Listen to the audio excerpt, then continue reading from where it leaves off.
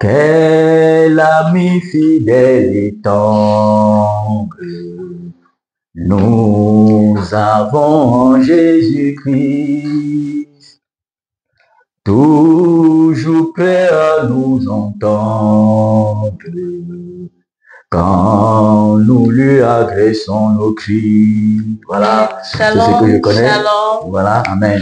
Bienvenue dans notre émission, l'enlèvement de l'Église. Nous avons parlé là-dessus la semaine dernière. Moi, je suis la sœur d'Hérodiade, c'est disciple de Jésus-Christ. Amen. Pas des imposteurs, hein. Bien des féticheurs là qu'on connaît dans nos villages, dans le monde comme on voit aujourd'hui là. Donc de Jésus-Christ crucifié.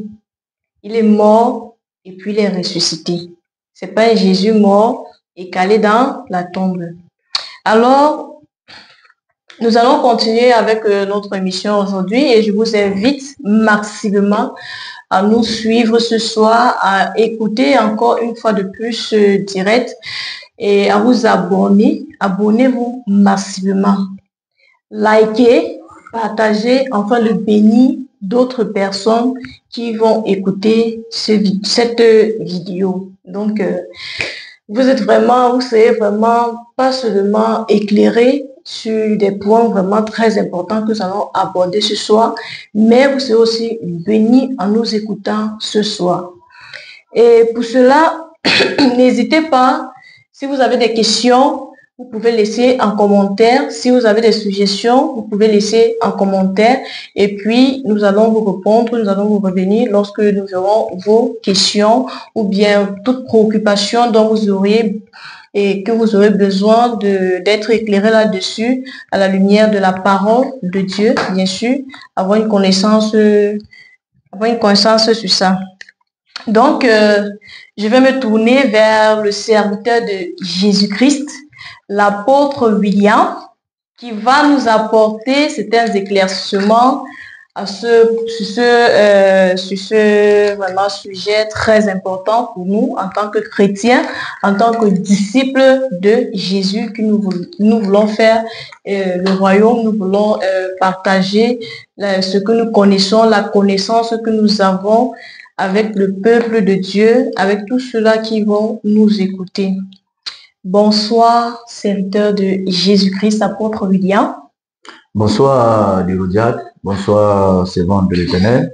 J'espère que tu vas bien. Je vais bien par la grâce de Jésus-Christ. Et j'espère que ta toux, ça va de mieux en mieux bien. Ah oui, ça va de mieux en mieux. Que Dieu soit béni. Amen. Amen. Alors, serviteur, nous avons quelques questions sur ce sujet de l'enlèvement de l'Église. Oui. Comment la connaissance de l'enlèvement de l'Église devrait-il affecter notre vie quotidienne et notre relation avec le Seigneur Jésus-Christ? Voilà, comment nous parlons de l'enlèvement de l'Église. Je pense que la semaine passée, on a abordé sur les questions qui ont été posées, la définition de ce que c'est que l'enlèvement de l'Église. Voilà, donc nous invitons déjà les personnes qui n'ont pas suivi la première vidéo de cette série, n'est-ce pas, d'enseignement, à aller dans notre chaîne YouTube, Appel de minuit, voilà, pour n'est-ce pas, écouter ce qui a été dit sur la définition de ce qu'est l'enlèvement de l'Église. Amen. Et quelques versets référentiels ont été donnés. Amen. Voilà, pour orienter les chrétiens à s'y pencher là-dessus et à comprendre que ce que nous disons est soutenu par la parole du Seigneur. Par la parole du Seigneur. Amen. Donc, ainsi dit, la définition a déjà été donnée. Comme on le dit, comme on l'écoute, l'enlèvement de l'Église. On dit que l'Église, n'est-ce pas, ce fait que l'Église, n'est pas, sera pris. Alléluia. Voilà, l'Église sera pris, l'Église, n'est-ce pas, partira, n'est-ce pas, de la terre, enlevée d'un lieu pour un autre lieu. Donc, l'Église de Christ, par les bâtiments qu'on appelle communément Église, mais les véritables, n'est-ce pas, pierres vivantes, qui forment le corps de Christ, seront pris, n'est-ce pas, du lieu de la terre où nous sommes, les vivants comme les morts, pour aller dans un autre lieu qu'on appelle la Nouvelle Jérusalem, pour commencer à célébrer ce que la Bible appelle les noces de la le mariage officiellement, proprement dit, avec le Seigneur de gloire, notre Rédempteur, Jésus-Christ de Nazareth. Amen. Voilà. Donc, maintenant, comment la connaissance de l'enlèvement de l'Église devrait-elle vraiment nous affecter? Parce qu'il faut d'abord connaître d'abord ce que c'est que l'enlèvement de l'Église. Voilà. Et comme nous connaissons en quelque sorte déjà ce que c'est que l'enlèvement de l'Église avec les définitions qu'on a pu apporter par le Saint-Esprit. Voilà. Comment nous devons alors nous tenir au quotidien. Alléluia. Voilà. C'est un peu comme une personne qui veut le visa, voilà, qui a jamais son visa, voilà, son visa pour aller peut-être au Canada ou aux États-Unis. Cette personne-là a un comportement et un rythme de vie que la personne va adopter jusqu'à ce que cette personne prenne, n'est-ce pas, son vol pour le Canada. Donc, parce que la personne a déjà le visa. Nous avons déjà, n'est-ce pas, le visa, n'est-ce pas, pour l'éternité avec Jésus-Christ. Ce visa, c'est le sceau que Dieu n'est pas nous a donné dès lors où nous avons accepté Jésus-Christ comme Sauveur et Seigneur. Parce que le Seigneur dit dans le livre d'Éphésiens chapitre 1, qu'après avoir, verset 13, qu'après avoir entendu l'évangile de vérité, voilà, la parole, n'est-ce pas, de vérité. Voilà, donc il faut d'abord écouter l'évangile de vérité. Alléluia. Voilà, pour recevoir, n'est-ce pas, le visa pour le ciel. Voilà, il faut écouter d'abord l'évangile de vérité. C'est pas d'abord aller dans une église. Ce n'est pas d'abord dire qu'on est baptisé, communié, confirmé. Ce n'est pas d'abord le fait que quelqu'un donne peut-être ses dons, ses offrandes, ses dîmes dans les églises. Et j'aime tout cas, je parle des dîmes, j'aime tout préciser toujours que les dîmes sont bibliques, mais ne sont plus d'actualité. Donc, c'est parce que quelqu'un donne tout son argent dans les églises, quelqu'un, n'est-ce pas, a les contacts des prédicateurs les plus grands, n'est-ce pas, de ce monde aussi, que cette personne a le visa pour aller au paradis. Cette personne a le visa, en d'autres termes, pour le visa pour participer à l'enlèvement de l'église. Et dit, après avoir entendu la parole de vérité, dans la parole de vérité, pas la parole qui est diluée, pas la parole au centre duquel on trouve, n'est-ce pas, l'homme. La parole où ce n'est que Christ, n'est-ce pas, qui est représenté. Voilà, donc, après avoir écouté la parole de vérité, il précise encore l'évangile de votre salut. C'est-à-dire, on a un évangile qui amène l'homme à être délivré. Alléluia. Parce que dans le salut, on a la délivrance. Amen. Voilà, dans le salut, on a la délivrance. Au terre, on a la délivrance, la guérison, ainsi de suite, on a la délivrance. Donc, Dieu nous prend les ténèbres à la lumière. Amen. Dieu nous prend de l'esclavage du péché à la délivrance, à la vie de pureté, de sainteté et de sainteté. Amen. Voilà, donc, après avoir écouté la parole de vérité, l'évangile de notre salut, parce qu'on a écouté cela, on a écouté le bon évangile, pas l'évangile qui dit aux gens que venez à Jésus-Christ, vous serez milliardaire, vous serez millionnaire, venez à Jésus-Christ, vos problèmes vont finir. C'est pas cet évangile-là. Pas cet évangile. Pas l'évangile où, par exemple, parce que ton frère est pasteur, il te fait entrer aussi dans son église et dans sa communauté chrétienne, et tu te crois chrétien, pourtant tu as même fait une rencontre personnelle avec Jésus-Christ de Nazareth. Amen. Ou bien peut-être parce que tu as épousé un pasteur, ou du coup, tu deviens maman prophétesse, ou bien maman apôtre, maman, pourtant tu as épousé un pasteur, mais ça ne fait pas du fait que tu épouses un pasteur, un enfant de Dieu. Amen. Et après avoir écouté l'évangile, n'est-ce pas, de votre salut, en lui vous avez cru, c'est-à-dire il faut accepter, n'est-ce pas, l'évangile. Il faut pas seulement connaître la parole, il faut connaître ce qui est écrit dans la Bible, sans qu'il faut accepter ce qui est écrit dans la Bible. D'accord? Voilà, quelqu'un peut accepter ce qui est écrit dans la Bible. Beaucoup de personnes ont compris, on connaît ce qui est écrit dans la Bible. Beaucoup de personnes connaissent ce qui est écrit dans la Bible. Beaucoup de personnes. En l'occurrence, la plupart des grands théologiens connaissent ce qui est écrit dans la Bible de manière littérale. Beaucoup de ces pasteurs qui servent Dieu uniquement à cause de leur diplôme théologique connaissent, n'est-ce pas, les versets qui sont écrits dans la Bible. Est-ce que tu peux essayer d'arranger, de bouger un peu ça pour que la caméra lumière revienne? Tu essaies d'allumer, s'il te plaît. Voilà. Donc, beaucoup de personnes, dès que ça prend, tu allumes en haut là-bas. Est-ce que ça signale la lumière rouge en bas? Il faut toucher pour que la caméra puisse, voilà.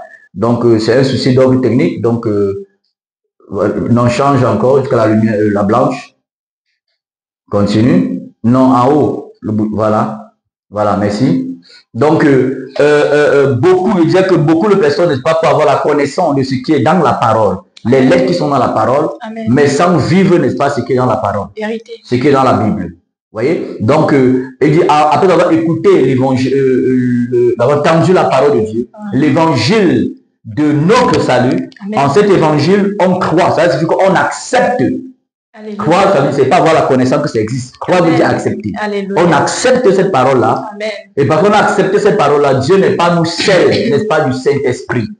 Et ce Saint-Esprit vient en nous pour être le cachet, le gage que nous sommes appelés à aller au ciel parce que nous appartenons, n'est-ce pas, à celui à qui appartient le Saint-Esprit. Et le Saint-Esprit, c'est l'Esprit de Jésus-Christ. Alléluia. Amen. Amen. Voilà, dans Acte 16, le Saint-Esprit est l'Esprit de Jésus-Christ. Amen. Donc, nous, comme on a le Saint-Esprit, on appartient à celui à qui appartient le Saint-Esprit, à Jésus-Christ. Donc, du coup, parce que j'ai le visa pour aller au ciel, le Saint-Esprit, je dois, comme celui qui va au Canada ou aux États-Unis ou bien en France, qui a le visa, cette personne ne va plus s'amuser à marcher n'importe comment, il ne va pas laisser son passeport n'importe où. Parce que si son passeport s'égare, cette personne ne pourra plus ne pas prendre son vol. Cette personne va éviter même de tomber malade, parce que si tu tombes malade, ce n'est pas le perdre, n'est pas ton vol. Voilà, cette personne va éviter de se trouver dans les endroits où on fait la bagarre, parce que tu peux faire la bagarre, on te perce l'œil, et à l'aéroport là-bas, on ne te reconnaît plus de pas dans ton passeport. Vérité. Voilà, c'est-à-dire que comme on a le visa, n'est-ce pas, pour aller au ciel, qui est le Saint-Esprit, nous devons, n'est-ce pas, entretenir, n'est-ce pas, le Saint-Esprit que Dieu a mis au-dedans de nous. Voilà, donc, et comment entretenir le Saint-Esprit qui est au-dedans de nous? Le Saint-Esprit qui est au-dedans de nous, qui est notre visa pour le ciel, s'appelle encore, en plus du Saint-Esprit, s'appelle l'Esprit de sainteté, s'appelle l'Esprit de vérité. Amen. Alléluia. Amen. Voilà. L'Esprit de Jean chapitre 8 nous parle pas de l'Esprit de vérité. Amen. Voilà. C'est l'Esprit de Jésus-Christ. On appelle Acte chapitre 16. C'est l'Esprit Saint. Celui qui nous a appelés saints, de nous devons être saints. Voilà. Amen. On appelle encore l'Esprit de vérité. L'Esprit de vérité. Alléluia. Rien que d'écouter que c'est l'Esprit Saint qui est notre visa, l'Esprit de vérité qui est notre visa, on comprend tout simplement par là que celui qui veut aller, n'est-ce pas, au ciel, celui qui veut participer à l'enlèvement de l'Église, doit entretenir le Saint-Esprit pour que le Saint-Esprit qui est en lui puisse continuer, n'est-ce pas, à témoigner qu'il appartient à celui qui est la porte du ciel, Jésus-Christ de Nazareth. Amen. En marchant dans la sainteté. Amen. Voilà. Amen. En marchant dans la sainteté, c'est quoi? En marchant dans la sanctification. Amen. Voilà, nous connaissons le passage où le Seigneur dit dans le 1 Thessaloniciens chapitre 4 que Dieu nous a appelés à la sanctification. Certaines personnes, lorsqu'ils vont dans les églises, beaucoup de jeunes veulent savoir à quel ministère ils sont appelés. Mais moi, ce que j'aime souvent dire à les personnes, c'est que le premier appel que tu as reçu, c'est l'appel à la sainteté. Parce que c'est cet appel qui te donne d'être connecté tous les jours au corps de Christ. Amen. Donc cet appel est la source de tous les autres appels auxquels, n'est-ce pas, tu peux, n'est-ce pas, aspirer. Amen. Voilà, donc Dieu nous a appelés à la sanctification. Alléluia. Donc, on doit marcher dans la sainteté au quotidien. Amen. On doit éviter de tomber dans les souillures. La Bible parle de la souillure des yeux, la souillure, n'est-ce pas, de la chair. Amen. Là, on a la souillure des yeux des personnes qui vont être des esclaves, par exemple, de la pornographie. Esclaves, n'est-ce pas, des choses, n'est-ce pas, qui sont nocives, n'est-ce pas, pour leur vie spirituelle, à part les yeux, en passant les gens qui vont, n'est-ce pas, dans la nudité, n'est-ce pas, des personnes, qui vont, n'est-ce pas, dans les boîtes de nuit, les personnes, n'est-ce pas, qui n'habitent pas, n'est-ce pas, de la souillure, n'est-ce pas, de la chair, et pas de la convoitise de la chair. Amen. Tout cela, c'est contraire à la vie de sanctification.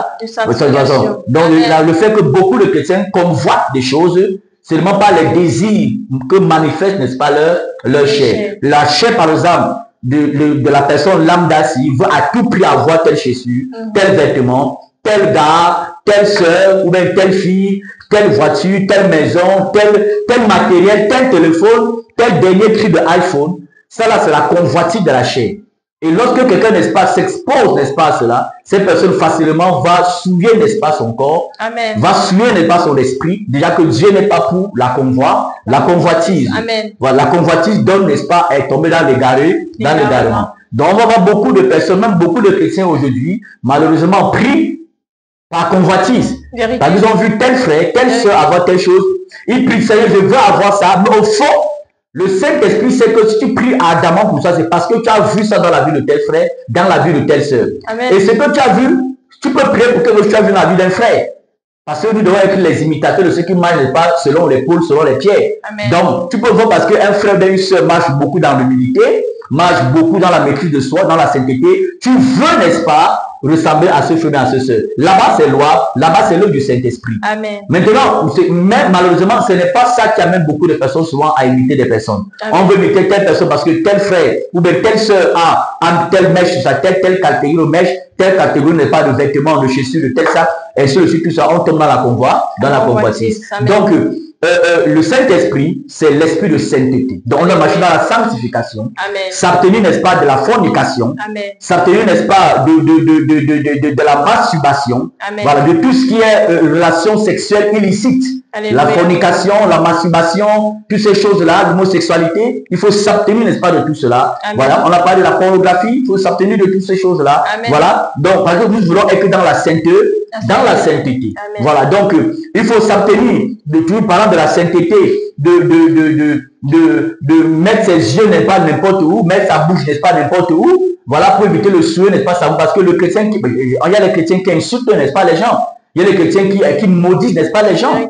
La bouche du chrétien ne devrait être qu'une source de bénédiction. Donc, lorsqu'il y a des chrétiens qui maudissent, n'est-ce pas, d'autres personnes, qui maudissent les gens, c'est-à-dire que la source qui l'anime n'est pas le Saint-Esprit.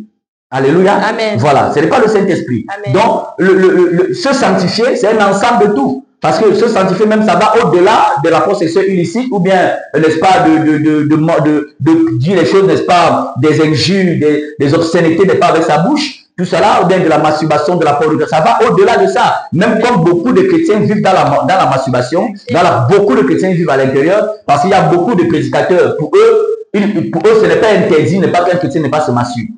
Beaucoup vivent, n'est-ce pas, dans ça. Mais déjà, c'est drôle parce que cette personne n'est pas, s'ils restent dans ça, et si la trompette sonne, ils ne partiront pas, n'est-ce pas, au ciel. Ils ne partiront pas à l'enlèvement de l'église. Même les pasteurs qui ont enseigné aux chrétiens de se masturber, ils ne partiront pas à l'enlèvement de l'église. Ils ne partiront pas. D'accord? Donc, et on dit le Saint-Esprit, la Bible dit c'est l'esprit de vérité. Amen. Et vous voyez comment les chrétiens mentent beaucoup au quotidien. Effectivement, évidemment. Est-ce que je me trompe? Non, pas du tout. Voilà. Les chrétiens mentent beaucoup au quotidien. Beaucoup. Parce que déjà, il y a même des prédicateurs qui mentent beaucoup au quotidien. Il y a des prédicateurs qui font des témoignages devant seulement le mensonge. C'est juste que pour laver le cerveau, n'est-ce pas, des frères et des sœurs. Beaucoup de pasteurs sont beaucoup des menteurs. Beaucoup sont des menteurs. Beaucoup mentent. Et les chrétiens aussi mentent beaucoup au quotidien. Beaucoup de personnes qui prient, qui donnent leur argent dans les églises, beaucoup au quotidien mentent.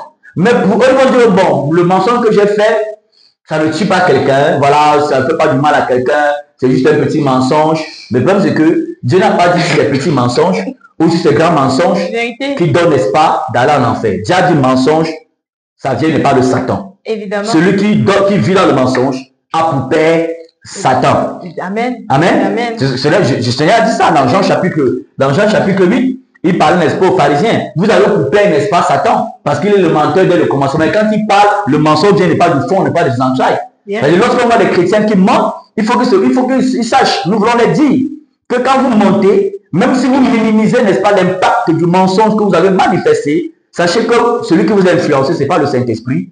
C'est l'esprit, n'est pas de Satan qui vous a influencé. Parce que le Saint-Esprit s'appelle l'esprit de vérité. Alléluia. L'esprit de vérité. C'est-à-dire que le chrétien qui veut participer à l'enlèvement de l'église doit marcher continuellement dans la vérité. Amen. Voilà pourquoi l'apôtre Paul dit, n'est-ce pas, il parle de l'évangile de vérité. Amen. Parce qu'il y a des personnes qui enseignent un autre évangile qui n'est pas l'évangile de vérité. Parce que l'évangile veut dire bonne nouvelle. Amen. Bonne nouvelle dans le sens du Saint-Esprit. Jésus-Christ est venu ne pas mourir à la croix pour nous délivrer, n'est-ce pas, de l'esclavage de nos péchés et nous donner la vie éternelle. Mais il y a une autre bonne nouvelle que les gens, n'est-ce pas, annoncent qui fait que viens à Dieu tel que tu es, même si tu es dans ton péché, c'est pas grave.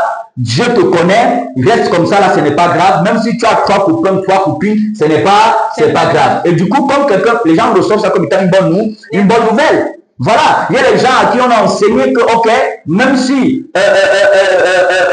ton mari, j'ai les prédicateurs qui ont dit à des femmes, si ton mari va en mission, tu peux, n'est-ce pas, faire l'amour avec, n'est-ce pas, les concombres, parce que ça là, ça ne fait du mal à personne. Du coup, tu prends ça comme une bonne nouvelle, et comme pour toi c'est une bonne nouvelle, mais c'est une bonne nouvelle dans le mensonge. Voilà, il y a des personnes, par exemple, à qui on a dit la bonne nouvelle qu'on nous a dit, c'est que, ok, comme tu as fait les enfants avec, n'est-ce pas, telle femme, ou bien parce que tu es avec telle femme depuis 2 ans ou 1 an, ok, Dieu connaît cela, ne vous mariez même plus, ne pas même pas donner la dot, n'est-ce pas, pour honorer, n'est-ce pas, les parents, reste avec, donne seulement ton argent à l'église et Dieu va continuer de te bénir. Oublions que ces personnes-là, ne disant pas à ces personnes qui sont dans le péché. Parce que si tu vis avec la fille de quelqu'un, que tu n'as pas honoré, n'est pas les parents, c'est que tu es un bandit, tu es un menteur, tu es un escroc.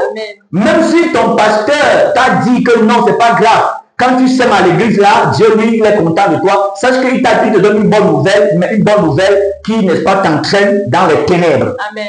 Parce que même Satan avait donné une bonne nouvelle à Ève. Satan avait dit à Ève que si tu Dieu, ce que Dieu a dit là, c'est faux. Si tu manges de ce fruit, tu seras comme Dieu. Si tu manges de ce fruit là, tu seras intelligent. Et du coup, Ève a pris cela comme étant une bonne nouvelle.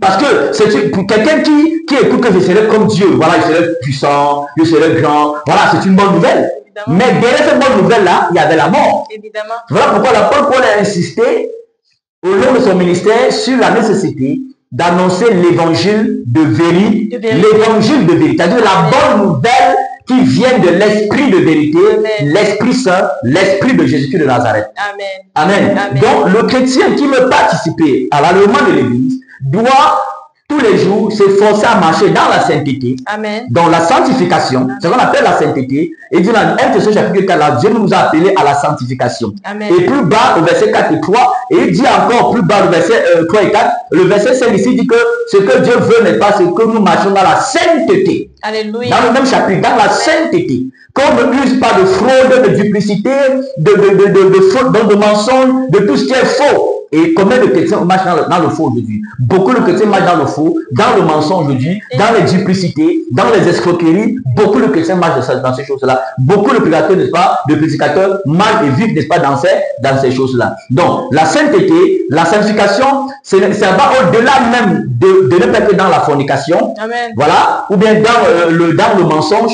Mais c'est que même tes pensées, tes projets, tes objectifs doivent, n'est-ce pas, être pour la gloire, n'est-ce pas, de Dieu. Alléluia. Donc avant que ta gloire personnelle, tes projets, tes ambitions doivent d'abord exister pour la gloire de Dieu. Amen. Parce que c'est tel que tout le monde dit, voilà, Josué chapitre 1, à partir du verset 8 vous dit, à partir du verset 4 vous dit que Dieu a dit à Josué que nul ne tiendra pas devant toi. Mais aujourd'hui, on voit beaucoup de chrétiens qui tombent. Pourquoi les chrétiens tombent?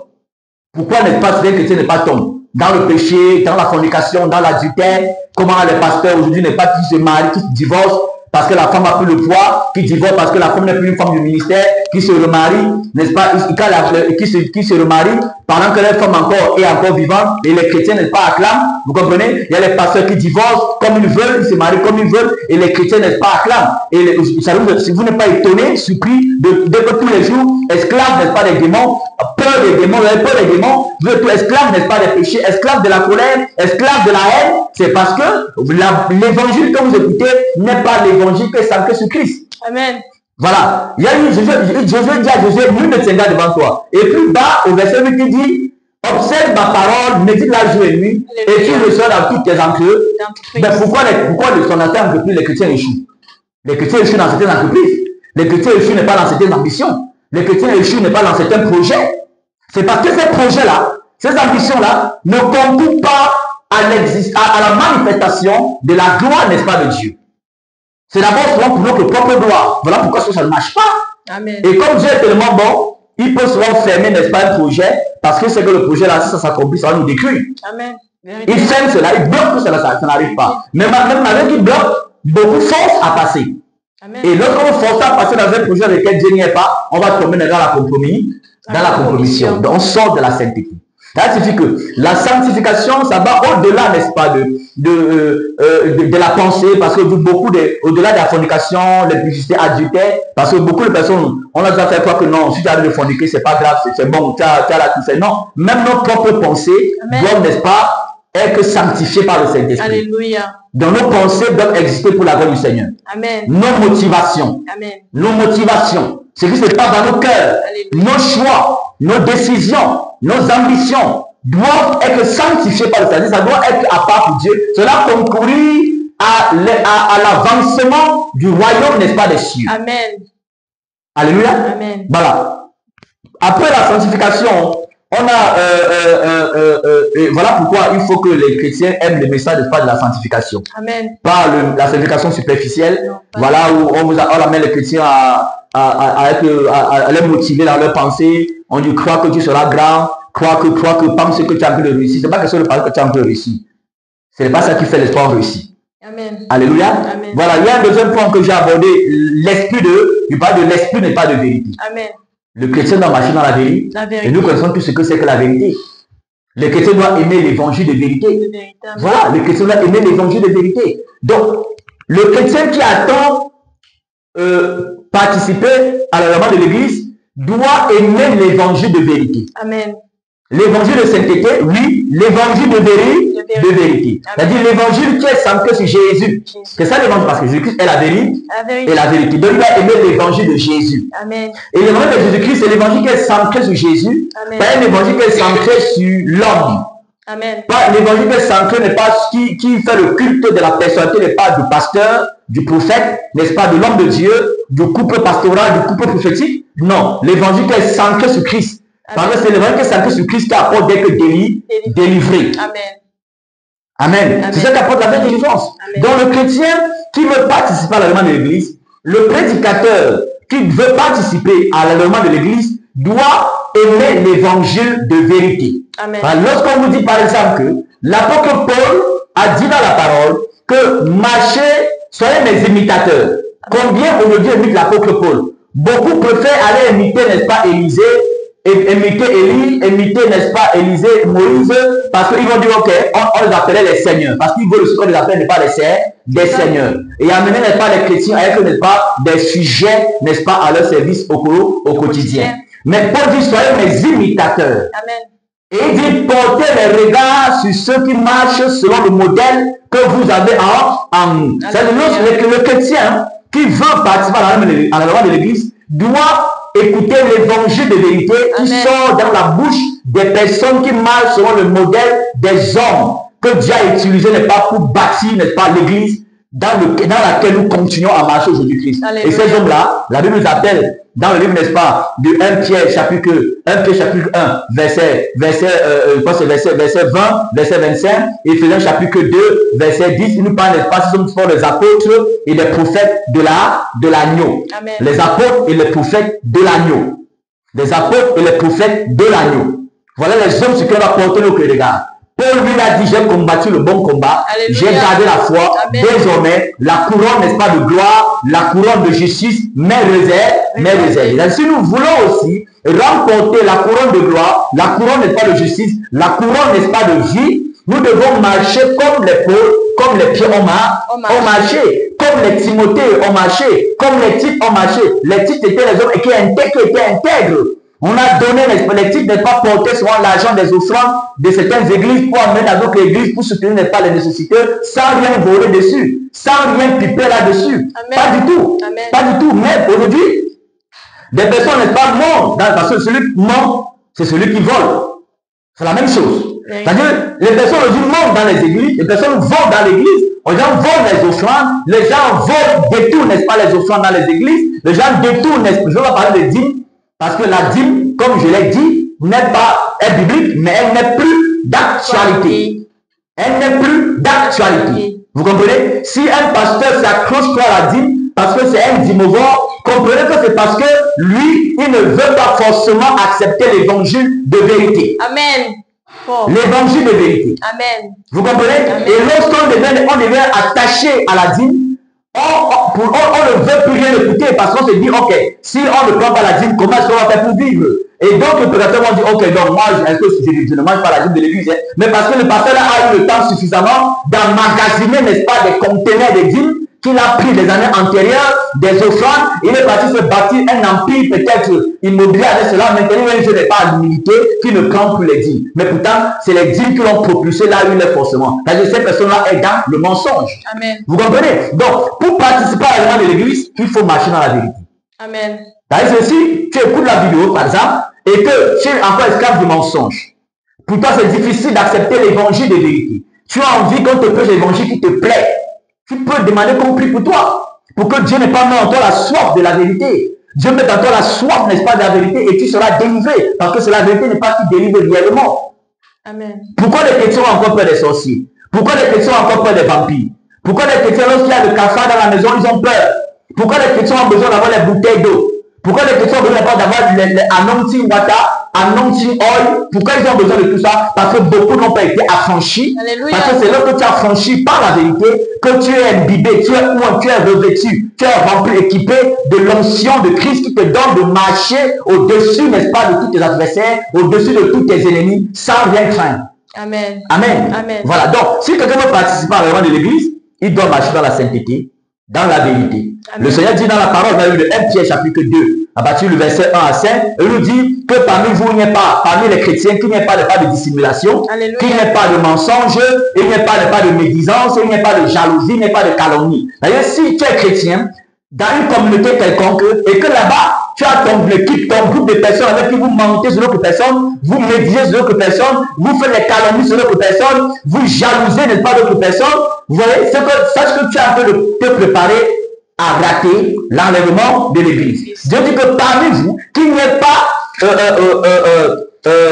j'aime lire ce passage parce que aujourd'hui, les gens sont dans beaucoup de milieux chrétiens, ils ont formé les groupes, l'autre dit je n'aime pas parler à tel, l'autre dit je n'aime pas parler à tel, mais si tu n'aimes pas parler à tel, et que tel là, lui, il est ami avec Jésus-Christ, ça, tu n'aimes pas parler avec Jésus-Christ. Vérité. Alléluia. Amen. Voilà. Amen. Voilà. Dans 1 Pierre, chapitre 2, le Seigneur nous dit,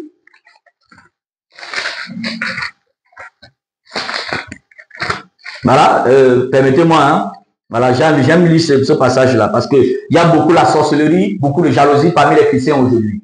Voilà, et ce n'est pas favorable pour que tu puisses participer à l'enlèvement de l'église.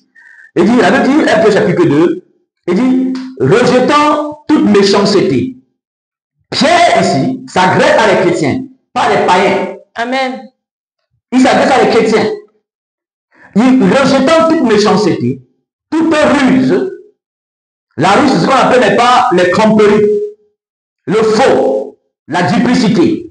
Rejetant n'est pas la dissimulation, l'envie. Dans l'envie, on a ce qu'on appelle la convoitise, on a ce qu'on appelle la jalousie. On a tout ça. Amen. Il dit rejetant les envies, toute médisance, mal parler des gens, mentir. Vous comprenez? Il faut rejeter tout cela pour désirer la nourriture qui est capable de nous donner d'être édifiée pour être inébranlable. Alléluia. Amen. Amen. Voilà, il faut, donc si quelqu'un veut, tu es dans une communauté chrétienne, tu dois veiller, n'est pas sur ton cœur, tu dois veiller sur ta motivation, afin de ne pas médire sur des personnes, mal parler sur des personnes, jalouser des personnes, convoiter, n'est-ce pas, les choses que tu vois à d'autres personnes. Alléluia. Tu ne dois pas être dans les rues, dans les fourberies, dans les tromperies. Tu ne dois pas être dans ces choses-là. Alléluia.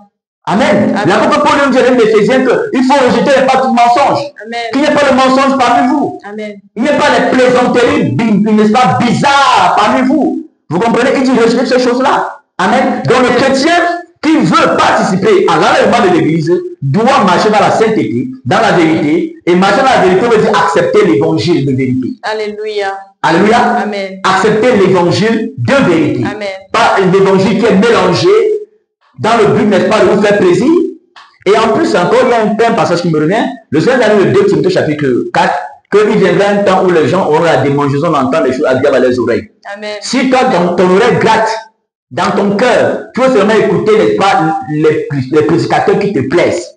Peut-être parce que c'est dans une belle église, un joli bâtiment.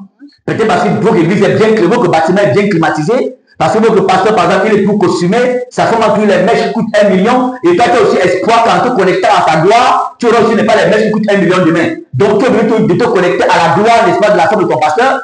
Tu es venu n'est pas de te connecter à la gloire, n'est-ce pas, de ton pasteur, parce que tu penses avoir, n'est pas, le même matériel que lui là. Ça là, c'est de l'envie, c'est de la convoitise. C'est de la sorcellerie. Amen. Vous comprenez? Si tu es dans ces choses-là, si quelqu'un est dans ces choses-là, la personne ne pourra pas aller au ciel. Vérité. Il ne pourra pas aller au ciel, ce serait difficile. Vous comprenez? Ce serait difficile. Voilà pourquoi l'apôtre Pierre lui dit, dans le 2 Pierre, il dit cela 2 fois, qu'il ne cesse, n'est-ce pas, de nous tenir en éveil par les avertisseurs, par les avertissements. Amen. Maintenant, les personnes qui aiment fabriquer leurs prédicateurs, il choisit le prédicateur qui lui plaît. Tu dois plutôt, n'est-ce pas, désirer écouter l'évangile de vérité. Alléluia. L'évangile qui vient, n'est-ce pas, frapper ton cœur pour casser tes sales habitudes, pour casser ton orgueil, casser ta colère, casser tes jalousies, casser tes aigreurs, casser tes manques de pardon, casser ton cœur de murmure. C'est cet évangile-là que tu dois désirer écouter tous les jours. Amen. Parce que c'est ça la croix. Alléluia. La croix vient, n'est-ce pas, te nettoyer pour mettre la nature de Dieu en toi. Amen. Mais si tu veux seulement écouter ce qui te plaît, ce qui te donne de rêver d'être milliardaire, ce qui te donne de rêver d'être multimillionnaire, ce qui te donne, n'est-ce pas, d'avoir tout ce que tu as besoin sur la terre, tu pourrais rater le ciel. Amen. Vérité. Amen. Amen. Tu pourrais rater le ciel. Vérité. Vérité. Alléluia. Donc, c'est vraiment, l'enlèvement de l'église, ça doit être notre pensée au quotidien. Alléluia. Quand je me lève le matin, je dois m'examiner. Est-ce que dans mon sommeil, dans la nuit, est-ce que Dieu m'a appelé? Est-ce que Dieu m'a interpellé? Est-ce qu'il y a quelque chose qui s'est passé? Je dois confier ma journée au Seigneur afin qu'il me donne la capacité de marcher dans la sainteté et dans la vérité. Parce que je ne veux pas, n'est-ce pas, rater la moment de la nuit parce que ça, la Bible dit la campagne va sonner. Le Messie viendra comme un voleur. Donc la campagne sonnera au moment où personne n'est pas de Satan. Vérité. Au moment où personne ne s'attend. D'autres personnes n'est pas seulement en train de voyager, d'autres personnes n'est pas seulement en train d'accoucher dans les hôpitaux, d'autres personnes n'est pas seulement en train peut-être d'écrire dans les tableaux pour les enseignants, d'autres personnes n'est pas seulement en train je sais pas, de compter l'argent dans les banques pour ceux qui ont dans les banques, d'autres personnes n'est pas seulement en train de faire les scènes, de garder dans le petit coin pour faire caca, d'autres seront là-bas. Personne ne saura à quel moment n'est pas la campagne va sonner. Voilà pourquoi chacun doit s'auto-examiner au quotidien. Amen. Amen. Amen. Voilà. Et il dit, ce que le chrétien va veiller en ce temps encore ici de Rosiac, c'est que il dit beaucoup de personnes vont, n'est-ce pas, avoir la demande d'entendre les choses agréables. Et du coup, ils vont fabriquer, n'est-ce pas, la qualité de prédicateur qu'ils veulent. Ils vont fabriquer la qualité de prédicateur qu'ils veulent. Ils vont choisir la qualité de prédicateur qu'ils veulent. Vérité. Mais pourtant, quand nous lisons, n'est-ce pas, l'évangile, et quand nous avons même ce qu'on appelle communément l'ancienne alliance ou ancien testament, ce n'est pas les noms vraiment exacts de ça, mais on est habitué à ces noms-là. Voilà. Et on se rend compte que les vrais serviteurs de Dieu à l'époque-là, ils amenaient les gens à marcher, n'est pas dans l'esprit de vérité. Dans l'esprit de vérité. Amen. Dans l'esprit de vérité. Amen. Alléluia. Amen. Et même à l'endroit, n'est-ce pas, des conducteurs dans les églises, des prédicateurs dans les églises, parce que beaucoup de prédicateurs vont rater le ciel. Vérité. C'est vrai. C'est vrai. Beaucoup vont rater le ciel. Beaucoup vont rater le ciel. Amen. Si même moi je m'amuse, je vais rater le ciel. Donc, beaucoup vont rater le ciel parce que beaucoup ont cru que comme ils sont enfants de Dieu, après ils sont devenus prédicateurs, il y a les millions de personnes qui les acclament au quotidien. Cela signifie que non, Dieu les a validés au ciel toujours. C'est faux. Non. Amen. Amen. C'est complètement faux. Beaucoup vont rater le ciel. Autant, n'est-ce pas, pour les prédicateurs, celui qui veut participer à l'événement de l'église, au temps du prophète Michée, il y avait des multitudes, n'est-ce pas, de prophètes qui avaient le même langage. À l'époque là-bas, il n'y avait pas des ministères de la parole comme le ministère pastoral, ou bien ministère apostolique, ou bien comme ministère évangélique, ou bien comme ministère doctoral. Les ministères qui étaient reconnus là-bas, c'était le ministère prophétique, et les ministères n'est pas du sacerdoce aronique, avec n'est pas sa postérité d'Aaron. Amen. Donc, à cette époque, il y avait plusieurs prophètes. Ouais. Et tous ces prophètes avaient le même langage. Amen. Parce que le roi Akab, avec Jézabel, leur donnait, n'est-ce pas, tout ce qu'ils avaient envie. Ils avaient tout ce qu'ils avaient envie. Comme par exemple, peut-être le prophète, il a beaucoup d'argent, il voit un homme politicien ou bien un homme d'affaires qui a beaucoup d'argent, et tout de suite là, et il te fait ami avec toi, et du coup, tu lui donnes beaucoup d'argent, du coup, tu vas commencer à lui prêcher de manière que ça lui plaît. Parce que même si demain il bat ta femme, c'est pas grave. Si ta femme est têtue, il faut la battre pour qu'elle se soumette. Comme j'ai vu des chantres internationaux, moi j'appelle pas les chants de l'éternel, j'appelle pas les artistes, voilà, qui dit à son collègue, à mon vision, non, tu dois battre une femme pour la soumettre. Mais les chrétiens écoutent les louanges, les musiques tous les jours, dansent avec eux tous les jours.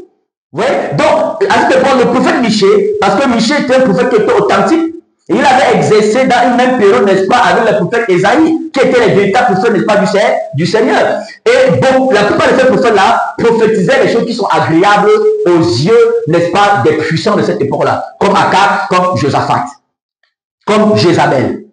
Mais lorsqu'on a fait venir un prophète, pas comme d'autres prophètes, pas des prophètes qui voient les poches des chrétiens, pas des prophètes qui prophétisent avec l'intention de parler de l'argent derrière, pas des prophètes qui promettaient avec l'intention de diviser les familles afin de mieux, n'est-ce pas, contrôler, n'est-ce pas, vos finances.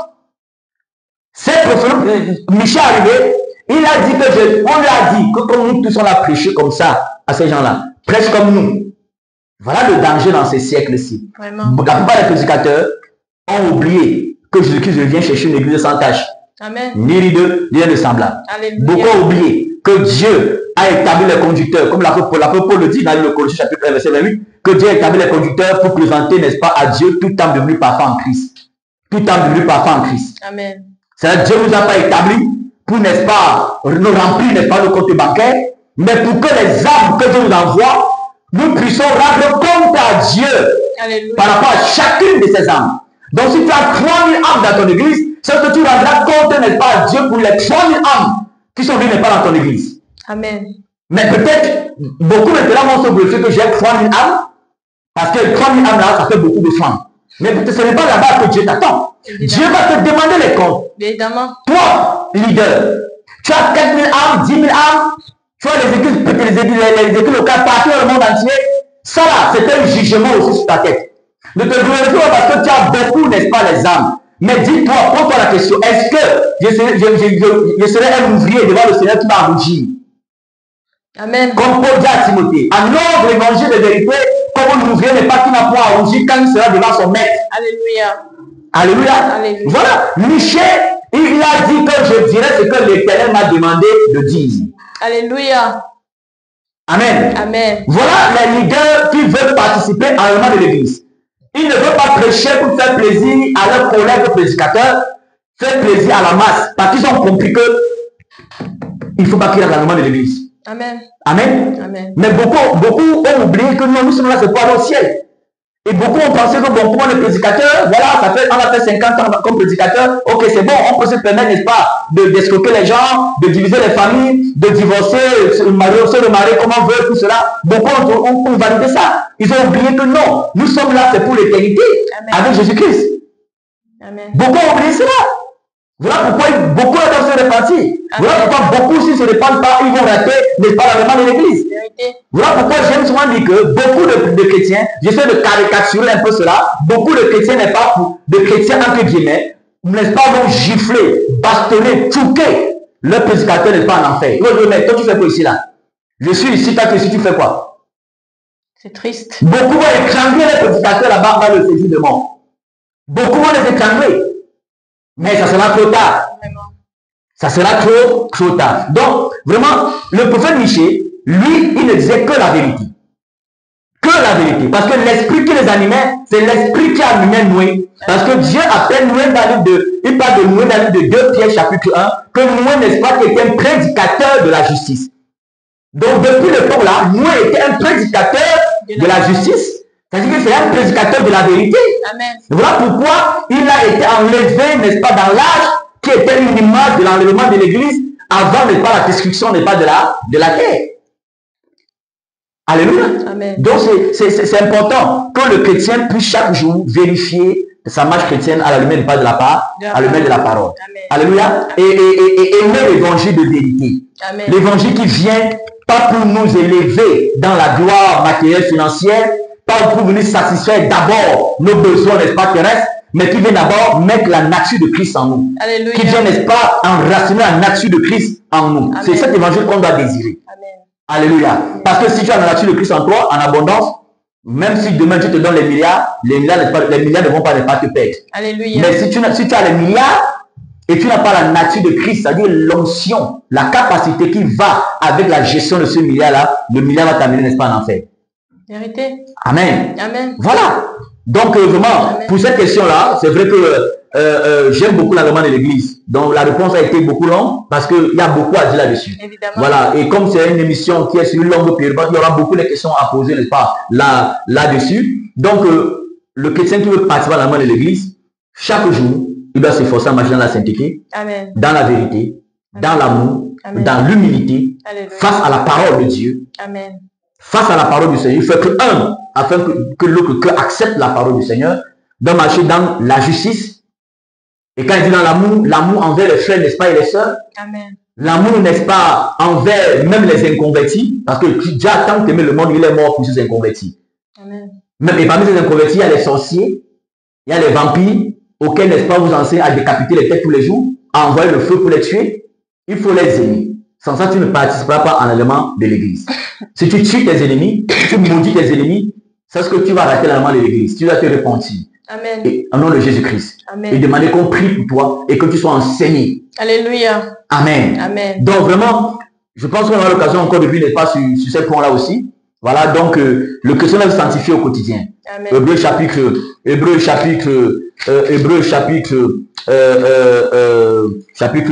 12, le verset 14 nous dit, recherchez la paix avec tous et la sanctification sans laquelle personne ne verra le Seigneur.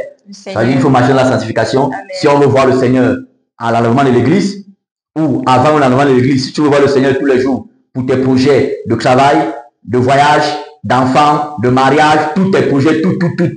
Tu n'as pas besoin qu'on t'impose les mains tous les jours, on te donne la bouteille d'huile, on te donne la bouteille d'eau, on te donne le calendrier de l'homme de Dieu. Non, ce que tu as besoin, sanctifie-toi et tu verras Jésus. Alléluia. Sanctifie-toi, tu verras Jésus. Amen. Alléluia. Amen. Et que nos prédicateurs ne parlons plus de l'amant de l'église de manière superficielle. Entrons dans les détails. Rappelons cela aux chrétiens et pas de manière quotidienne. Amen. Laissons d'abord un peu les dîmes à côté. Enseignons-les. Ils vont comprendre qu'il faut qu'ils soutiennent l'œuvre de Dieu. Laissons l'argent, laissons la prospérité financière d'abord de côté. Préparons-les, n'est-ce pas, à être prêts au son, n'est-ce pas, de la trompette. Même quand ils vont vaquer à leurs travaux, à leurs occupations quotidiennes, que la sainteté, la vérité, l'esprit de vérité, d'humilité, n'est-ce pas, les accompagne dans leurs entreprises, dans leurs projets, dans leurs activités au quotidien. Amen. Amen. Amen. Voilà. Donc, je ne sais pas si certainement il y a encore d'autres questions ou voilà, je suis à toi, Hérodiade. Amen. Merci pour cette réponse, serviteur de Jésus-Christ. Amen. Vraiment, je suis premièrement béni et édifié encore une fois de plus par cette réponse et avec des versets bibliques qui expliquent clairement des vérités sur cet événement de l'enlèvement de l'Église. Donc, c'est très important, mes frères, mes sœurs, vous toutes et vous tous qui m'écoutez. Donc, c'est qu'ils nous écoutez, c'est très important vraiment de savoir que l'enlèvement de l'Église est proche. Amen. L'enlèvement de l'Église est proche. C'est plus le moment pour toi de jouer avec le péché. C'est plus le moment pour toi de jouer avec ton orgueil. Amen. C'est pas parce que tu connais la parole de Dieu que tu vas être enlevé. C'est si tu mets cette parole en pratique. Amen. Si tu vis cette parole. Amen. Ça va pas, c'est pas parce que tu parles de Jésus juste pour te faire voir que tu vas être enlevé. Non. C'est si tu vis la nature de Christ. Alléluia. C'est ça qui va te donner vraiment cette véritable nature de Jésus-Christ. Parce que nous sommes sur la terre, nous représentons vraiment ce Christ en nous. Parce qu'il n'habite pas dans une maison, il habite en nous. Amen. Celui ou celle qu'il a reçu, Amen. il habite en toi. Alléluia. Donc, sors de ces mensonges, de ces faux pasteurs qui pensent qu'ils embellissent des bâtiments et puis bon, on vous embarque là c'est l'église. Quand tu arrives là, tu deviens saint. Et lorsque tu sors, tu deviens caméléon, tu deviens je sais pas quoi. Donc, enlève déjà cette pensée de ta tête. L'église, c'est toi. Et l'église, tu dois vivre la nature de Jésus-Christ tous les jours. Amen. Tous les jours. Alors, serviteur de Jésus-Christ, permettez-moi pour la question suivante. Pourquoi l'enlèvement de l'église est de moins en moins prêché dans nos communautés chrétiennes? Alors qu'on peut voir les dégâts vraiment qui se passent dans nos communautés chrétiennes et des chrétiens qui peuvent vraiment rater l'enlèvement de l'église. Et certains diront peut-être, waouh, je n'ai pas vraiment pris conscience à cela. Peut-être mon pasteur, il n'a pas pris le temps de nous expliquer. On ne savait pas vraiment, c'était un truc si important. Et pour cela, donc, on aimerait vraiment en savoir un peu plus. Amen. Amen. Voilà. Déjà, je pense que je vais répondre ça en prenant d'abord quelques passages. 2 Pierre, on va prendre, n'est-ce pas, nos bibles dans le livre de 2 Pierre. Voilà, le livre de 2 Pierre, les gens, vous pourrez, n'est-ce pas, mettre, n'est-ce pas, vos commentaires, voilà, comme la bien-aimée a dit précédemment, vos commentaires, n'est-ce pas, ou bien vos questions, voilà, vos préoccupations, n'est pas en commentaire. Voilà, il y a même, je pense, le numéro, si je ne me trompe pas, sur, n'est-ce pas, la chaîne YouTube, voilà. Donc, on parle de 2 Pierre, voilà, 2 Pierre chapitre, voilà,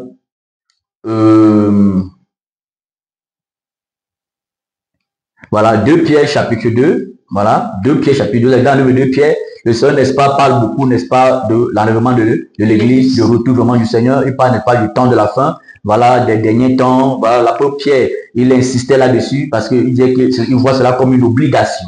Voilà, il voit cela comme un devoir. Voilà, je lis ce que Saint-Claude dit là tout de suite là, que l'apôtre Pierre, pour lui, c'était un devoir de rappeler, n'est-ce pas, aux chrétiens, que, n'est-ce pas, à tout moment, la trompette peut sonner. Amen. Il voit que pour lui, c'était un devoir, une obligation. Il dit dans le livre de 2 Pierre, chapitre 1, le verset 13, il dit, je regarde comme un devoir, aussi longtemps que je suis dans cette temps, de vous tenir en éveil, par des avertissements. Il dit, je regarde comme un devoir, comme une obligation, aussi longtemps que je suis dans cette temps, de vous tenir en éveil, pas des avertissements. Amen. Et ce n'est pas le seul endroit, il dit, n'est-ce pas, pas des avertissements, pas des avertissements. Et dans 2 Pierre, chapitre 3, il dit la même chose. Il dit, voici déjà, bien-aimés, la seconde lettre que je vous écris. Dans l'une et dans l'autre, je cherche à éveiller par des avertissements, votre saine intelligence, afin que vous vous souveniez des choses annoncées d'avance par les saints prophètes et du commandement du Seigneur et Sauveur, enseigné par vos apôtres. Alléluia. Amen. Et comme vous avez la suite, vous allez voir qu'il parle, n'est-ce pas, du retour du Seigneur. Alléluia. Il parle, n'est-ce pas, des temps de la fin. Amen. Et il parle de tenir en éveil. Pourquoi en éveil? Nous nous rappelons, n'est-ce pas, de Matthieu chapitre 25, il parle de la parabole des 10 vieilles, des 5 sages, des 5 folles. Voilà. Donc, il était endormi. Paul dit, il veut comme un devoir de vous tenir en éveil. Amen. En éveil. Parce que si on ne tient pas les chrétiens en éveil, par les enseignements donnés par le Saint-Esprit, le Saint-Esprit donne les enseignements en fonction du temps Amen. dans lequel on se trouve. Et en ce temps-ci, Dieu est en train de purifier l'Église, de purifier les chrétiens, n'est-ce pas, de passer les chrétiens, n'est-ce pas, dans les fournaises, dans le feu, pour que lorsqu'il vient, la trompette sonnera, il nous trouve sans tâche. Amen. Sans tâche, ni rien de semblable. Et maintenant, si le chrétien n'est pas éveillé, il va s'endormir. Si le chrétien n'est pas éveillé, il va s'endormir. Comme il s'endormit, il ne marchera plus par le Saint-Esprit. Amen. Il n'écoutera plus le Saint-Esprit.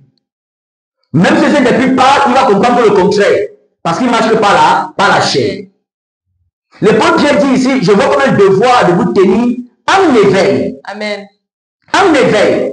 Alléluia. Amen. Et vous vous rappelez, le passage même que je voulais lire, quand je prenais 2 Pierre ici, c'est le même passage. C'est parce que quand je me suis pris 2 Pierre, je me suis rappelé qu'il parle, n'est-ce pas, de tenir en éveil, de nous avertir. Voilà pourquoi on doit avertir les chrétiens tous les jours. Amen. Par des enseignements d'ordre prophétique liés, n'est-ce pas, aux scatologies, au temps de la fin, en observation, n'est-ce pas, des signes prophétiques que nous voyons, n'est-ce pas, au jour le jour, n'est pas, qui s'accomplissent sur nos yeux. Amen. Par des enseignements prophétiques qui vous amènent à construire des hôtels d'argent, les hôtels, et cela, les enseignements prophétiques qu'on vous amène, n'est-ce pas, à donner tout l'argent pour qu'ils sachent que de manière prophétique, ils vont reporter cela après. Non, pas cela. Amen.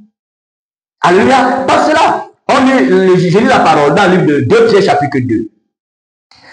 Il dit, verset 1, il y a eu parmi le peuple de faux prophètes, il en aura de même parmi vous de faux docteurs, qui introduiront sournoisement des sectes pernicieuses et qui, régnant le maître qui les a rachetés, attireront les pas sur une soudaine. Plusieurs les suivront dans leur dérèglement et la voie de la vérité sera calomniée à cause de nous. Parlons encore de la vérité. Amen. La voie de la vérité. Alléluia. On parle aussi de la voie de la vérité. Et dit plusieurs suivront.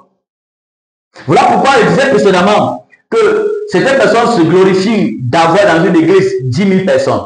Ils ne savent pas que c'est un jugement, n'est pas sur leur vie. Évidemment. Parce que Dieu demandera les comptes n'est pas pour chacune de ces personnes-là. L'apôtre Paul le dit. Dieu nous a établis pour présenter à Dieu tout temps devenu parfait. Ça, c'est une lourde responsabilité. Amen. On voit des prédicateurs qui cassent les âmes, qui humilient les âmes, qui délivrent les âmes. Parce qu'une âme, comme une femme, a donné tellement son argent à un prédicateur ici au Cameroun, donné même sa voiture, avec les prophéties que non, tout ce qu'elle a donné va se multiplier, et elle a resté des années, plutôt rien ne s'est multiplié. Et quand elle va voir l'homme de Dieu, pour que l'homme de Dieu puisse prier pour elle, il dit, toi, l'homme de Dieu, tu donnes l'argent là, ne s'est pas multiplié. L'homme, le monsieur a dit que tu es une sorcière. C'est dommage. Tu vas avoir un scandale, toute une famille qui sera bouleversée, scandalisée à cause, n'est-ce pas, de ça. Alléluia. Amen. Voilà. Amen. Il dit, plusieurs les suivront dans les dérèglements et la voix de la vérité sera calomniée à cause d'eux. Par cupidité, ils vous exploiteront au moyen des paroles trompeuses, eux que menacent depuis longtemps la condamnation et dont la ruine ne sommeille point. 1.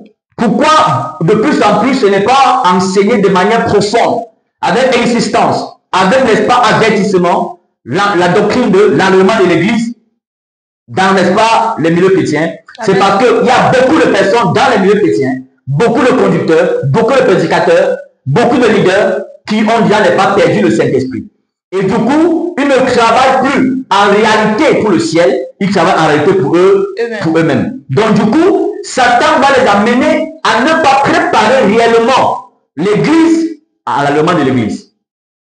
Satan va les amener à ne pas réellement préparer les chrétiens à rencontrer Jésus. On va les parler quelques messages de sainteté là, en passant là, tout cela de manière superficielle, tout cela. Mais on va insister sur tout ce qui concerne, n'est pas, la gloire financière, la gloire matérielle, n'est-ce pas, la gloire, l'honneur, n'est-ce pas, de l'homme de Dieu, de la femme, n'est-ce pas, de l'homme de Dieu, ainsi de suite, tout cela. On va insister là-dessus. Parce que beaucoup ont perdu le Saint-Esprit. Et quand tu perds l'esprit de vérité, quand tu perds l'esprit de sainteté, quand tu ne marches plus dans l'esprit de vérité, il sera pour toi difficile d'amener les chrétiens dans les profondeurs de l'espace de l'enseignement, de l'enlèvement de l'Église.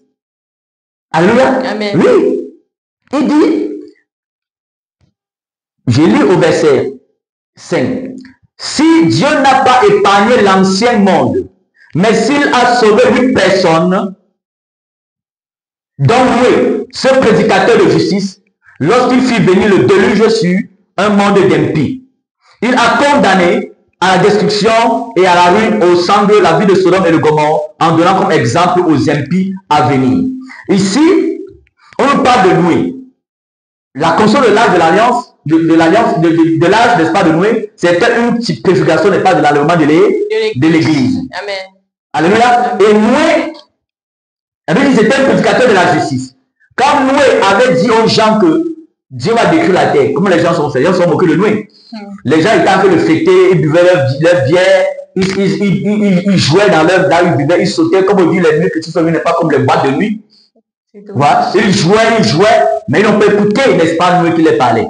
Ils n'ont pas écouté, n'est-ce pas, Noé. Et vous vous rappelez, autant, n'est-ce pas, lorsque Moïse était monté, n'est-ce pas, au mont Sinaï, et pour 40 jours pour parler, n'est-ce pas, avec le Seigneur, il descendait pas avec la Torah. Le peuple est resté. Ils sont tombés dans le divertissement. Ils sont tombés dans les jeux, dans les plaisanteries, dans les boîtes de nuit. Ils ont commencé, n'est pas, à tomber, n'est pas, dans la promiscuité sexuelle, dans la débauche, dans l'ivrognerie. Ils avaient oublié qui était Dieu pour eux. Ils avaient oublié. Donc, pourquoi beaucoup de personnes n'insistent plus sur le cul du Seigneur, n'enseignent plus beaucoup là-dessus? Parce que beaucoup ont perdu, n'est-ce pas, l'esprit de vérité. Beaucoup ont perdu l'espace du Saint-Esprit. Beaucoup peuvent travailler, parler tout de Dieu, mais en réalité n'appartiennent plus à Dieu. Et c'est une arme de Satan, c'est un projet que Satan a mis en œuvre pour empêcher les chrétiens d'écouter le message qui va les préparer à obtenir concrètement ce pourquoi ils ont été délivrés du péché. Parce que si on a été élément délivré du péché, c'est parce qu'il faut qu'on n'en parte au paradis. Si on a l'élément, n'est-ce pas, accepté Jésus de Nazareth, l'objectif final, c'est aller au paradis. Paul dit, il prêche l'évangile, il tient durement sa chair, de peur n'est pas d'être rejeté à la fin. Et le but de Paul, c'était, n'est-ce pas, être au paradis. C'était son seul but. C'était son seul but, être au paradis. Donc, pourquoi on ne prêche beaucoup, n'est pas sur l'allemand de l'église encore? C'est parce que beaucoup de chrétiens, n'est-ce pas, ne veulent plus aussi qu'on leur dise la vérité. Parce que prêcher beaucoup sur l'allemand de l'église, c'est parler beaucoup de la croix. Beaucoup ne veulent plus écouter la croix. Vous comprenez? Beaucoup ne veulent plus écouter la croix. Beaucoup veulent qu'on prie, n'est pas sur leur photo. Beaucoup veulent qu'on donne les bouteilles d'eau. Beaucoup veulent qu'on les donne les bouteilles d'huile, l'huile de faveur, l'huile de ceci, cela. C'est ça que beaucoup veulent maintenant.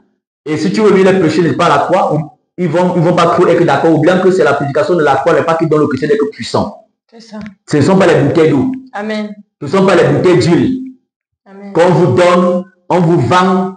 Peut-être que ton pasteur, ton prophète te donne ça, il ne vend pas. Mais vous donne ça, si vous donne ne vend pas, c'est même parce que subtilement, il arrive à récupérer, n'est-ce pas, l'argent qu'il a payé, il a pris ça. Il va récupérer ça au centuple même. Vous comprenez un peu? C'est une farce. C'est la prédication de la croix qui donne d'être puissant. Amen. C'est ça. C'est la vie, n'est-ce pas, de l'évangile de la croix qui donne d'être puissant. Amen. Ce n'est pas un autre évangile. Alléluia. Alléluia. Amen. Donc, beaucoup de personnes ne parlent plus, n'est-ce pas, de l'unité du Seigneur, parce que beaucoup ici, Satan n'est pas les a séduits. Il n'arrive plus n'est pas à discerner n'est pas dans quel temps en réalité nous sommes. Parce que si un chrétien ou bien un prédicateur arrive à discerner en quel temps nous sommes, il va vite, n'est-ce pas, sortir du péché. Amen. Il va vite demander pardon à Dieu. Amen. D'autres qui veulent même divorcer vont arrêter de ne pas penser au divorce. Amen. Ils vont comprendre que s'ils divorcent là, ils peuvent rater le ciel. Ou s'ils divorcent, s'ils se remarient, ils peuvent rater le ciel. Amen. Parce qu'on a vu beaucoup de prédicateurs qui divorcent aujourd'hui. Et, une parenthèse, tous les prédicateurs qui divorcent de leur femme, ils ont 90% de chances de rater, n'est-ce pas, le ciel. Si la raison pour laquelle ils ont divorcé, c'est l'adultère, avec répétition. Parce qu'en tant que leader, il faut montrer l'exemple, n'est-ce pas, de supporter et de pardonner. Amen. Alléluia. Amen. Maintenant, le leader, le pasteur ou le prophète qui divorce pour une autre raison autre, il faut qu'il sache que le ciel pour lui n'est pas sera fermé. Le ciel pour lui est fermé. Amen. À moins qu'il parle de trouver n'est pas la femme avec qui il était, dont il a divorcé. Et le leader qui divorce encore et il se remarie pendant que sa femme est vivante, Paul dit qu'il faut que le retourne voir sa femme s'il veut se remarier. Amen. Mais si se remarie avec une femme, il est dans l'adultère. Et l'adultère n'est pas dans au ciel. Ça c'est clair. Si tu veux les âmes terminer dans ta clame comme il veut, ce n'est pas eux qui vont trouver les portes du ciel. Il faut faire attention, n'est pas d'être acclamé, n'est pas par les âmes. Il faut faire attention d'être élevé, n'est pas par les âmes.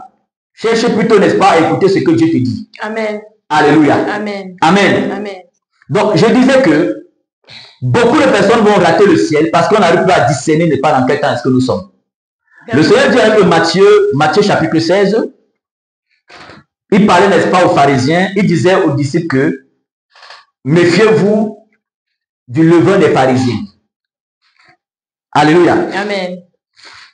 Les disciples pensaient qu'il parlait de la nourriture. Lorsqu'on n'enseigne pas bien les chrétiens, ils vont comprendre de manière charnelle. Évidemment. Il faut bien enseigner les gens. Amen. Et pour qu'on enseigne bien, il faut qu'on enseigne par le Saint-Esprit. Par le Saint-Esprit. Sinon, on va enseigner pas par nos motivations. Vérité. On va enseigner pas par nos rêveries. La vérité. Enseigner pas, pousser pas par les choses qu'on a conçues au-dedans de nous-mêmes. Vérité. Alléluia. Amen. Les pieds pensaient que Jésus parlait de la terre, de la nourriture. Mais pourtant, ce n'est pas de ça que Jésus parlait. Amen. Amen. Amen. Il dit, verset 7, Matthieu chapitre 16, il dit, les pharisiens et les sadducéens abordaient Jésus-Christ et pour l'éprouver, lui demandaient de faire voir un signe venant du ciel. Jésus leur dit, le soir, vous dites, il fera beau, car le ciel est rouge. Et le matin, il y aura de l'orage aujourd'hui, car le ciel est d'un rouge sombre. Et vous ne pouvez discerner les signes des temps. Vous ne pouvez discerner les signes des temps. Beaucoup n'arrivent pas à prêcher et à insister, maintenir en éveil les chrétiens par des enseignements fondés sur la croix dans le but de les préparer à rencontrer Christ sans tache, ni rien de semblable, parce que beaucoup n'arrivent plus à discerner, n'est-ce pas, les signes des temps dans lesquels nous sommes en ce moment. Satan a aveuglé beaucoup et a amené beaucoup à beaucoup enseigner, à parler un peu du ciel et à parler et à insister beaucoup plus sur la gloire, n'est-ce pas, de la terre, sur les choses, n'est-ce pas, de la terre. Sur les choses de la terre. Mais pourtant, Dieu a dit, affectionnez-vous des choses d'en haut. Alléluia. Et non, il a dit, affectionnez-vous. Il n'a pas dit, affectionnez-vous des choses d'en haut et après, aux choses, n'est pas de la terre. Non. Il n'a pas dit ça. Dans Colossiens chapitre 3, il a dit, affectionnez-vous des choses d'en haut. Amen. Et non à celles qui sont sur la terre. Alléluia. Et il soyez amoureux des choses d'en haut. Amen. Maintenant, lorsqu'on n'arrive pas à discerner les signes des temps dans lesquels nous sommes, on va amener les chrétiens à s'affectionner un peu des choses d'en haut et un peu des choses de la terre. Mais ce n'est pas ce que Jésus-Christ a dit. Évidemment. Amen. C'est là de la... Voilà pourquoi on amène beaucoup de chrétiens à manger là de la connaissance du bien et du mal. Jésus n'a pas dit affectionnez-vous des choses d'en haut et des choses de la terre. Amen. Il a dit affectionnez-vous des choses d'en haut et non aux choses de la terre. Amen. Parce que nous sommes des célestes et non des terriens. Alléluia. Si tu t'affectionnes des choses, n'est-ce pas, d'en haut, comme, n'est-ce pas, tu es béni de toutes sortes de bénédictions spirituelles et de célestes, Dieu, n'est-ce pas, va faire descendre, n'est-ce pas, dans ta vie, n'est-ce pas, la solution matérielle, physique, pour tous tes besoins, selon sa volonté à lui. Amen. Amen. Alléluia. Amen. Oui. Beaucoup n'arrivent pas à discerner les signes des temps. Alléluia. Voilà pourquoi plus bas, il a dit, méfiez-vous, gardez-vous au verset 6 du levain des pharisiens. Les disciples ont cru qu'il parlait de la nourriture. Plus loin, il dit, c'est pas de la nourriture qu'il parlait. Il nous dit plutôt, méfions-nous de l'enseignement des pharisiens. Alléluia. Donc, méfions-nous de la doctrine, comme beaucoup de prédicateurs prêchent. Amen. Méfions-nous. Amen. Amen. Amen. Si chaque dimanche, dans la prédication, on ne vous parle pas que Jésus revient bientôt, sanctifiez-vous. Comprenez qu'il y a un problème à cette prédication-là. Amen. Parce que dans le temps où nous sommes, nous, on doit apprendre à discerner les signes qui nous environnent. Alléluia. On doit discerner les signes qui nous environnent. Arrêtez, n'est-ce pas, d'amener les gens à être amoureux un peu du ciel et un peu de la terre. Jésus a dit amoureux du ciel seulement, c'est tout. Alléluia. Ça rejoint le passage où le Seigneur dit, Matthieu chapitre 6, verset 33. Oui. Et il dit, recherchez premièrement les choses. Voilà. Rechercher n'est pas le royaume des cieux. Alléluia. Et quoi? Est-ce qu'il a dit et la terre? Non. Il a dit et sa justice. Amen. Et les autres choses vous seront donnés. Voilà. Voilà ce que Jésus-Christ a dit. Amen. Voilà ceux qui vont participer à l'enlèvement de l'église. Ceux qui pratiquent ce passage-là. Amen. Donc, beaucoup l'enseignent plus dessus avec insistance et avec pertinence. Parce que beaucoup sont aveuglés. Beaucoup sont séduits par l'ennemi. Beaucoup sont par la séduction du péché, par la séduction n'est pas des choses n'est pas de la terre. Beaucoup n'arrivent plus vraiment à enseigner dessus, de telle sorte que les chrétiens ne peuvent pas que maintenir en éveil. Donc, pourquoi les chrétiens aujourd'hui mentent facilement. Les chrétiens n'est pas détestent, n'est-ce pas, abandonnent souvent leur famille, rejettent, n'est-ce pas, leurs parents. Les chrétiens n'est pas rejettent, n'est-ce pas, leurs frères, leurs enfants même. Les gens, n'est-ce pas, tombent n'est pas dans l'adultère, les gens tombent dans le vol, dans les faux papiers, les chrétiens mentent, les pasteurs mentent eux-mêmes. C'est parce que beaucoup n'avaient pas signé les citants. Parce que lorsque un chrétien qui a l'ennemi du Saint-Esprit, quand tous les jours voient l'atmosphère spirituelle qui nous environne, ils voient n'est pas les actualités, n'est pas qui se passent dans nos nations, dans les nations, on doit comprendre que chaque leader, chaque chrétien doit comprendre que il faut qu'on insiste sur la pertinence de préparer, n'est-ce pas, les enfants de Dieu à rencontrer Jésus-Christ. Amen. Parce qu'avant que la trompette ne sonne, pour l'allemand de l'église, la mort peut te prendre. Vérité. Tu peux avoir une crise cardiaque sans être malade. Mais est-ce que la trompette va sonner, tu vas participer à ça? Voilà pourquoi la parabole des 10 vierges, il y a 10 qui étaient sages, il y a 5 qui étaient sages, 5 qui étaient folles. Amen. Les 5 qui étaient folles là, elles avaient besoin de ne pas être maintenues en état d'éveil. Amen. Elles n'avaient pas le Saint-Esprit. C'est important d'enseigner les chrétiens dans ces choses-là. C'est important d'amener les chrétiens à se préparer, à s'aimer, n'est-ce pas, les uns les autres, à pardonner, n'est-ce pas, aux gens, à ne pas être, n'est-ce pas, jalouser, calomnier les gens, insister, n'est pas, sur ces choses-là. Parce que si tu regardes bien ton assemblée, même si vous êtes nombreux, tu verras qu'il y a des personnes qui sont dans le mensonge, dans les calomnies, dans les médisances, ainsi de suite, tout cela. Si toi maintenant tu connais qui sont dans les calomnies, dans les médisances, dans l'adultère, tu ne les dis pas, c'est ce que tu es hypocrite. Ça met les taches, n'est-ce pas, sur ton vêtement. Vérité. Et ça risque pas de compromettre pas ton enlèvement. Vérité. Alléluia. Amen. Donc il faut que les prédicateurs arrivent à discerner pas les signes dans lesquels nous sommes et amener les chrétiens à tous les jours par les enseignements véritables, c'est-à-dire les enseignements qui donnent le chrétien à marcher toujours dans la sainteté. Même tu vas au travail chaque matin, dans ton travail selon la sainteté, dans ton travail ne fais pas les faux papiers, ne manque pas, ne détourne pas, ne pas les trucs au travail. Vous comprenez? Il y a les chrétiens qui quittent le matin, ils vont, n'est-ce pas, d'abord dans leur bâtiment pour prier, ils prient, faille, comme on dit souvent, et il va, n'est-ce pas, au travail, il vient en retard. Et à la fin du mois, il donne tout son salaire. Mais il oublie que c'est un petit voleur. Comment tu quittes le matin, chaque matin, tu peux bâtir un hôtel et prier dans ton église. Pourquoi? Tu peux prier dans ta maison. Tout à l'heure, Hérodiade, la sœur, disait que non, nous sommes, n'est-ce pas, la maison de Dieu. Amen. Nous sommes, n'est-ce pas, membres du corps de Christ. C'est nous, la maison de Dieu. Il faut enseigner les chrétiens de ces choses-là. Que nous sommes la maison de Dieu. On doit prendre soin de nous spirituellement, comme on prend soin de nous aussi physiquement par là. Tous les jours, tu te laves. Bon, je crois. Mais quand même, tous les jours, tu te laves, forcément. Mais tous les jours, tu laisses aussi Dieu te laver. Tu te laves tous les jours pour prendre soin de ton corps, pour ne pas sentir. Donc, laisse aussi Dieu te laver tous les jours pour que tu ne sentes pas le péché. Il te lave par la parole. Tous les jours. Tous les jours. Amen. Amen. Alléluia. Amen. Donc, les leaders sont encouragés. Moi, on les encourage. Dieu aussi veut les encourager tous les jours à préparer les chrétiens. Voilà, à préparer les chrétiens pour qu'ils puissent rencontrer le Seigneur sans tâche, ni rideux, ni rien, n'est-ce pas, de semblable. C'est ce que les chrétiens, les leaders, n'est-ce pas, doivent faire. Enseigner, n'est-ce pas, les pierres qui me disent que je vois comme un devoir aussi longtemps que je suis dans mon corps. Donc, voilà pourquoi chaque fois, dans tous les messages de Paul, il parlait, n'est pas, préparez-vous, le Seigneur le dit. Alléluia. Pierre, la même chose. Amen. Et pour finir, comme tu permets, dans le livre un dernier passage là, sur la question, Hébreu, je pense en Romains chapitre 16. Romains chapitre 16.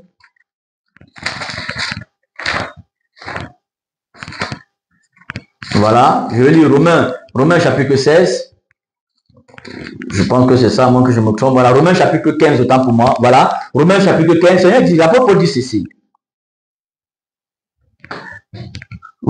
Cependant, Romains chapitre 15, verset 15-16, cependant, à certains égards, je vous ai écrit avec une sorte de hardiesse, comme pour réveiller vos souvenirs à cause de la grâce que Dieu m'a faite. D'être ministre de Jésus-Christ, parmi les païens, je m'acquitte du divin service de l'évangile de Dieu, afin que les païens lui soient une offrande agréable, étant sanctifiés par le Saint-Esprit. C'est-à-dire, l'apôtre Paul dit ici que, lui en tant que prédicateur, il est là pour présenter à Dieu, n'est-ce pas, les personnes converties comme étant une offrande agréable à Dieu, sanctifiée par le Saint-Esprit. Amen. C'est-à-dire, Paul n'était pas là pour s'intéresser aux poches des gens. Non. Il s'intéressait, est-ce que les chrétiens qui rencontrent, les âmes qui viennent se convertir par son ministère, est-ce que ces âmes-là vont être sanctifiées par le Saint-Esprit au travers de l'évangile de vérité pour être une offrande agréable à Dieu. Amen. Voilà ce que nous devons faire. Amen. Voilà ce que les leaders vous devez faire pour préparer les chrétiens à rencontrer Jésus de Nazareth. Amen. Et en cela, Dieu te bénira. Toi-même et ta postérité, Dieu n'est pas te bénira. Alléluia. Amen. Amen. Gloire à Jésus-Christ. Amen. Amen. Merci de nous écouter et nous souhaitons que la prochaine fois, notre prochaine émission, nous vous invitons vraiment à vous connecter, à nous suivre, à nous écouter, à liker, à partager, laisser vos commentaires, questions, voilà. vos commentaires, Amen. tout ce que vous avez comme préoccupation et à partager surtout massivement. Abonnez-vous massivement. Nous vous remercions vraiment pour cette belle soirée. Et nous prions vraiment que le Seigneur continue de vous parler. Et tu me permets, Hérodiade, et au Cameroun ici, parce que nous sommes ici au Cameroun, on voit le drapeau. Nous sommes au Cameroun. Les chrétiens du Cameroun doivent, n'est-ce pas, se préparer Amen. À rencontrer Jésus-Christ. Alléluia. Vous devez vous préparer, nous devons nous préparer Amen. À rencontrer Jésus-Christ. Amen. Et le seul moyen, c'est vivre l'évangile de vérité. Alléluia. L'évangile de la croix. C'est de marcher dans la sainteté et aimer la prédication de la vérité. Amen. Autrement, tu n'entreras pas au ciel. Parce que l'église du Cameroun, de manière générale, qu'on appelle l'église, les églises locales, sont beaucoup malades. Amen. Amen. Merci. L'église est malade. Nous vous appelons à la repentance. sortez du péché, sortez du plaisir de votre chair et venez à Jésus-Christ. L'enlèvement de l'Église est réel. Donc, on vous attend à la prochaine émission. Oui. Donc, abonnez-vous activement. Shalom. Que Dieu vous bénisse. Que Dieu vous bénisse. Nous vous aimons.